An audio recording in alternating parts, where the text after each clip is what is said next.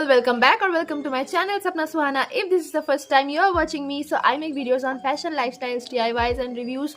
So if you are interested in such kind of topics, then please do subscribe to my channel, share this video, and you can also follow me on my Instagram. My Instagram account is this. So first of all guys, thank you so much for subscribing me. We are almost 1.5k family, so it means a lot. और मैं तो इतना frequently video भी नहीं डालती, so thanks for be with me. Thanks a lot for subscribing and मैं कोशिश करूँगी frequently वीडियो डालने की. And currently I'm so much busy with my job and I'm not able to make such videos for you guys, so I'm so sorry for that, but I will try. So मैं कोशिश करूँगी कि मैं frequently at least हफ्ते में एक video तो डाल ही दूँ, ठीक है, एक दो वीडियो एविएशन रिलेटेड, एक makeup related, whatever. Okay, so आज मैं गई थी इंडिगो में फिर से आफ्टर लॉन्ग टाइम. लाइक मैं पिछले last time I went in July last time I went on July में भी, और उसके बाद से मैं गई ही नहीं. पता नहीं क्यों गई. एक तो मुझे वक्त नहीं मिला, और दूसरा मैं सोच रही थी ठीक है हो रहा है इंटरव्यूज़ तो टाइम लेके बाद में चले जाएंगे, वैसे भी तो क्या ही होता है, नहीं लेते, उनको मन करता है तो लेता है. बट आज मैं गई थी एंड ओह माय गॉड, मैं कितनी ज़्यादा कॉन्फिडेंस लेके गई थी कि हाँ भाई आज तो सिलेक्ट हो ही जाना है.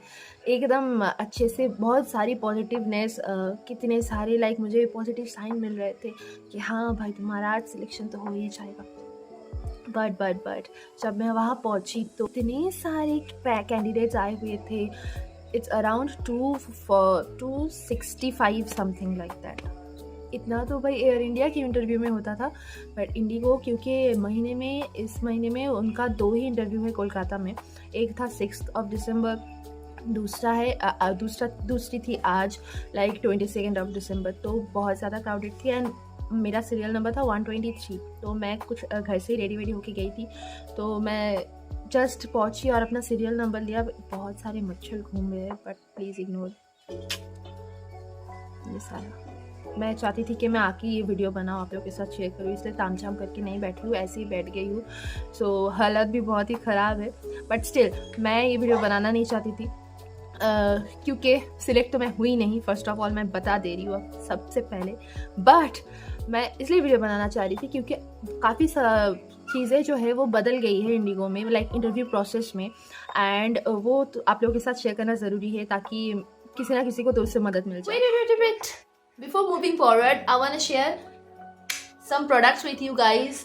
हम सभी चाहते हैं एक अच्छा क्लियर स्किन पाना, एंड अभी सीज़न जो है उसमें हमारे बहुत स्किन टैनिंग हो रखी है, एंड एक clear complexion, tan free, bright skin हम सभी डिज़ायर करते हैं, right.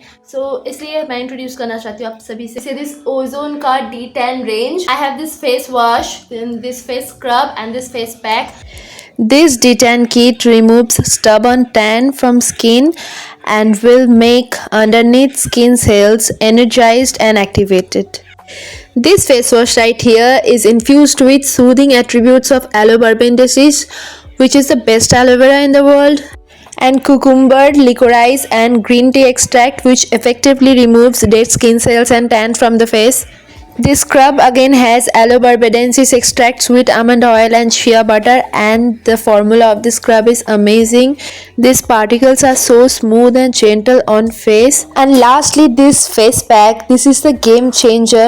It has aloe berbensis extract, sweet almond oil, shea butter, walnut powder, wheat germ oil, carrot seed oil. This feels like smooth butter on skin, and it's packed with antioxidants and remove dark circles and rejuvenates damaged skin and also remove tan from the face. So before ignore and skip this part, just check once the description box below. I have attached all the links below, and if you like these products then do click these links and check out once. You will fall in love with this amazing D10 range. तो first of all मैं कुछ questions के बारे में बोलूँगी.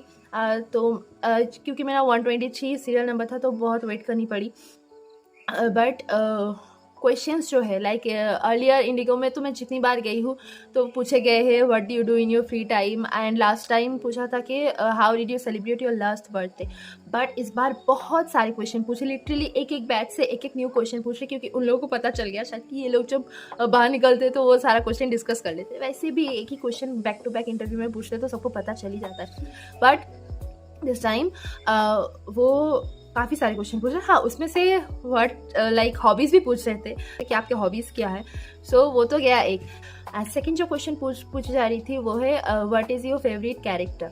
सो movie, cartoon, कोई भी series, किसी में से भी कौन सा आपका फेवरेट कैरेक्टर है एंड क्यों है, उसके बारे में आपको बताना है।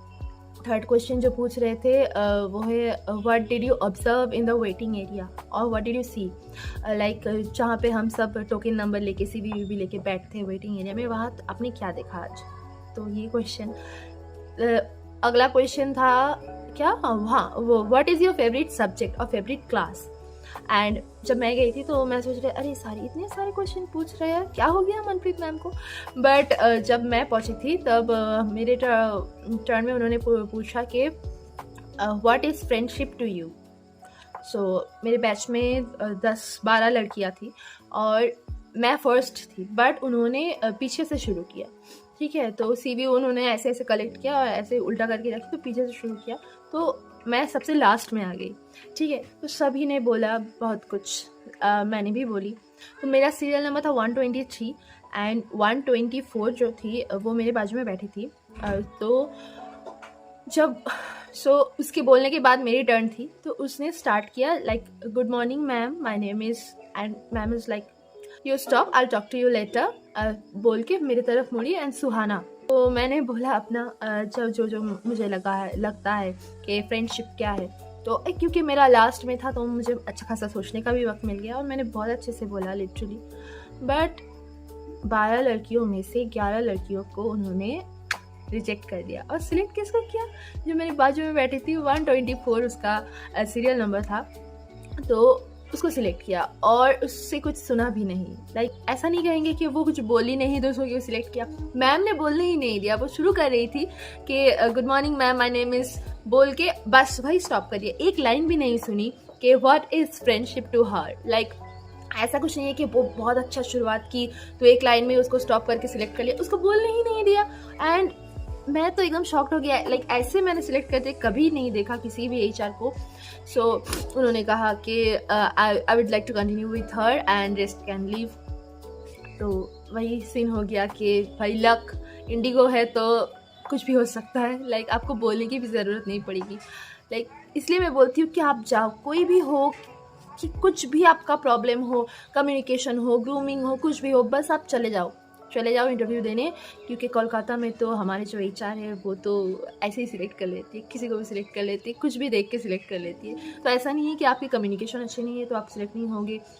लाइक मैं फर्स्ट राउंड की बात कर रही हूँ, ठीक है, कम्युनिकेशन राउंड तो बाद में आती है। फर्स्ट राउंड एक्चुअली अपीयरेंस की होती है, तो अपीयरेंस की तो 11 में से सभी, मतलब मोस्ट ऑफ लड़की की बहुत अच्छी होती है, सब इतने अच्छे से सच धज के बन ठन के प्रॉपर यूनिफॉर्म पहन, लाइक जो उनका ड्रेस कोड है वो मेंटेन करके जाती है, सब अपना बाल वाल बना के। मैं भी तो लाइक ऐसे ही गई थी, तो मेरा मेकअप थोड़ा सा फेड हो गया है, बट अच्छी लग रही थी जैसे कि मैं हर वक्त जाती हूँ।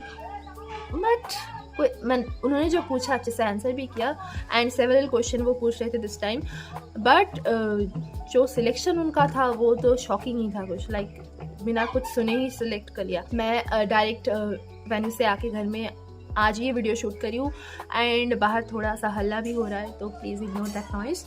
आप कुछ बताना है, जो कि मैंने बोला कि कुछ लाइक चेंजेस हुआ है। तो चेंजेस क्या है, आप सब लाइक सबको पता है कि इंडिगो इंटरव्यू लेना बहुत ही कम कर दी है।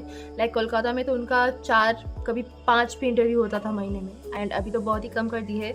सो एंड अभी सिलेक्शन भी बहुत ही अलग हो गई है। लाइक अगर 100 में से या फिर 200 में से वो 5 लड़की को सिलेक्ट करती है या फिर 4 लड़की को सिलेक्ट करती है, तो उन सबको PhD में डाल रही है। PhD यानी प्री हायर ट्रेनिंग, तो उसमें डाल रही है। एंड आफ्टर PhD वो शायद 1 या 2 को सिलेक्ट कर रही है। लाइक पहले जो होता था PhD में 90 to 94% या फिर 99% भी सिलेक्ट होती थी इंडिगो में, कि उनको लगता था ये थोड़ी खामियां हैं तो इसको बस एक ट्रेनिंग देके हम ले लेंगे। बट आज मैं अपने बहुत सारे दोस्तों से मिली, बहुत सारे लोगों से मिली जो पीएचडी में सिलेक्ट हुए थे एंड 2 महीने उनका ट्रेनिंग करने के बाद उनको रिजेक्ट कर दिया।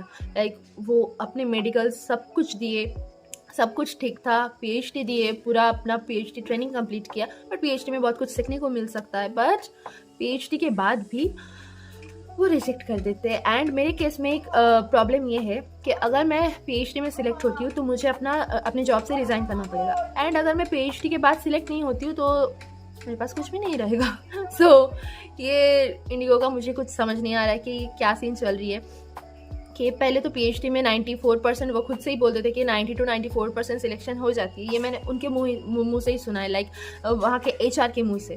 थर्ड राउंड में, कम्युनिकेशन राउंड में, किसी एक लड़की को पिछले बार तो उनसे पूछा था कि what is your last interview experience, तो उसने उसमें वो पीएचडी का जिक्र किया कि वो पीएचडी से रिजेक्ट हो गई। तो तब मैम ने कहा था क्यों आप रिजेक्ट क्यों हो गए, पीएचडी में तो 90 से 94% सिलेक्शन की चांसेस होती है। तो ये था, इसी से मुझे पता चला कि भाई अब ये लोगों को क्या हो गया कि लोगों को ले रहे हैं, 4-5 लोगों को लेके उसको पीएचडी में डाल के उसमें से 4 लोगों को हटा रहे, 1 को सिलेक्ट कर रहे, तो ऐसा हो रहा है। तो इसलिए ये बस मैं चाहती थी आप लोगों को बताना कि पीएचडी का ऐसा सीन है इंडिगो में।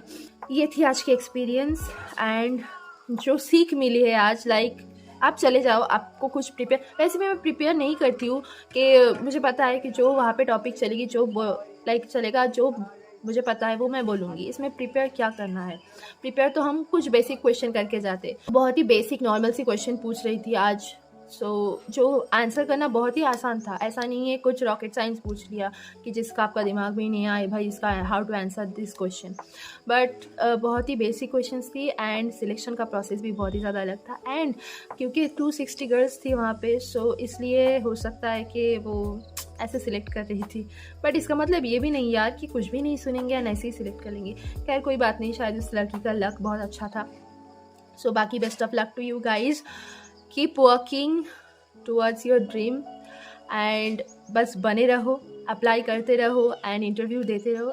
ऐसा नहीं कि आप किसी एक एयरलाइन से लाइक जुड़े हुए हो, इंडिगो में दे रहे हो तो इंडिगो में ही दे रहे हो, ऐसा नहीं करो। Air Asia, Vistara, then Air India Express, Akasa, जो भी आपके सिटी में अवेलेबल है वो सारे इंटरव्यूज़ दिया करो, किसी ना किसी में तो आपको सिलेक्शन हो ही जाएगा। एंड अगर एक बार सिलेक्शन हो गया, एक्सपीरियंस हो गया, उसके बाद आप तो कोई भी लाइक एयरलाइन जो आपका ड्रीम एयरलाइन है उसमें जा सकते हो, स्विच कर सकते हो, तब प्रोसेस बहुत आसान हो जाता है ना, एक्सपीरियंस के लिए।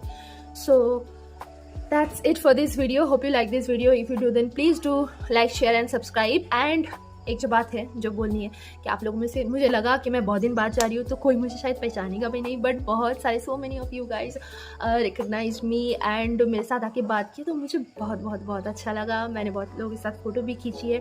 सो I love you all. And किसी ने मुझे बोला कि दैट मैं इंस्पायर करती हूँ लोगों को, सो ये सुन के आई वाज लाइक अरे यार सच में।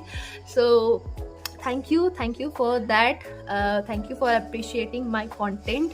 अगर आप लोग मुझे दिखो एंड मुझे पहचानो तो प्लीज़ आके मेरे से बात करो, मुझे बहुत अच्छा लगता है। एंड अगर आप लोगों की कोई क्वेश्चंस वगैरह हो एंड कुछ भी और जानना हो तो please do comment down below. So that's it for this video, hope you like this video. If you do then please do subscribe to my channel, share this video, and I will see you guys with a brand new video. Till then, do what you love what you do. Bye bye, I love you.